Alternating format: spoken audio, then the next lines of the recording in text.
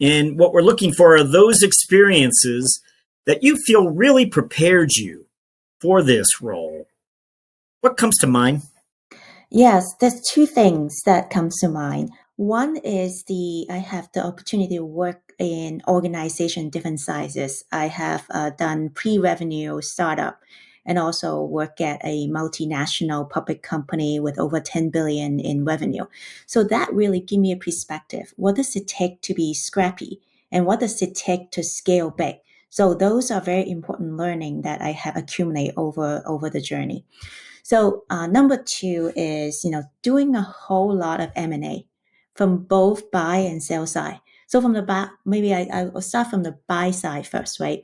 When you do the buy side, you see a lot of financials information and then business presentation. And when you do pull the trigger and buy the company, and you also need to work on the integration and the synergy. So it gives you an end-to-end view. I feel like you've seen so much in some of those M&A opportunity. On the sales side, also give you a perspective to send on the other side. So those experiences so interesting, allow me to really understand the growth and efficiency lever and how do I think about product market fit, how do I think about go to market motion, how do I think about strategy and plan and all the different space. So it just give me a lot of view in a short period of time. So I would think those two experiences come to mind. So I'll share three main finance strategic learning with our audience today. So number one is adopt the mindset that the financial plan needs to be the numerical roadmap of the company's strategy, because I think that is an important mindset shift as I go through my career. When you're an analyst, you are modeling, you're doing your ratio, your scaling, your unit economics, and multiply by or whatever the organization can take.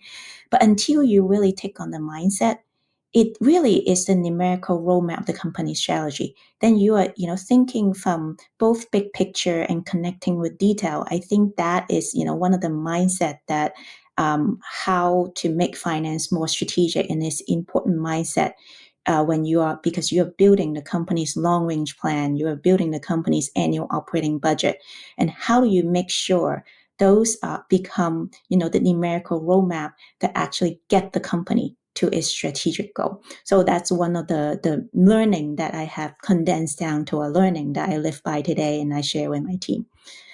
So, and then second learning, I would say, I think we touch a little bit of that, the importance of clear communication. So over the years, I've learned to translate complex financial data into narrative and story that can be easily understand, and so the organization can action on it. So that's another bridge that when you think about, early in your career, you are building your technical skill in your field, whatever it may be. But when you get to a point when you need to mobilize people as a leader, you have to communicate clearly, because if people cannot understand what you're trying to say, it's hard for them to move. Finally, this one is pretty simple. Figuring out what not to do is as important as what to do. While it's very obvious, but it's often overlooked, it takes discipline and I would say even courage to say no, because the fear of missing out, the fear of not, if we don't do this, what if this become the biggest market trend? But too many priority really make the organization a lot slower than it needs to compete in this environment. So I think saying no is as important as saying yes to things.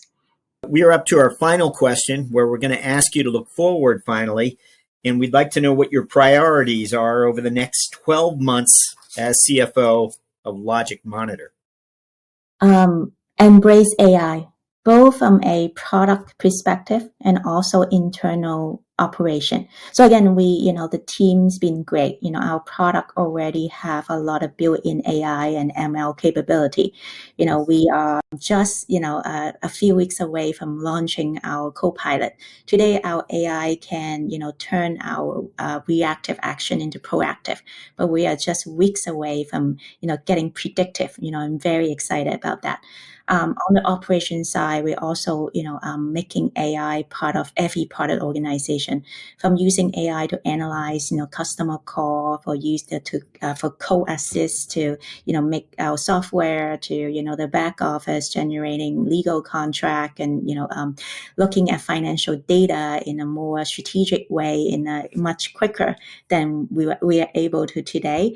So those are very exciting initiative. I'm, in the next 12 months, we'll focus a lot of energy and time, and also super, excited to see what results, we can get from there. Carol Lee, thank you for joining us on CFO Thought Leader. Well, thank you for having me, Jack. It was a pleasure meeting you.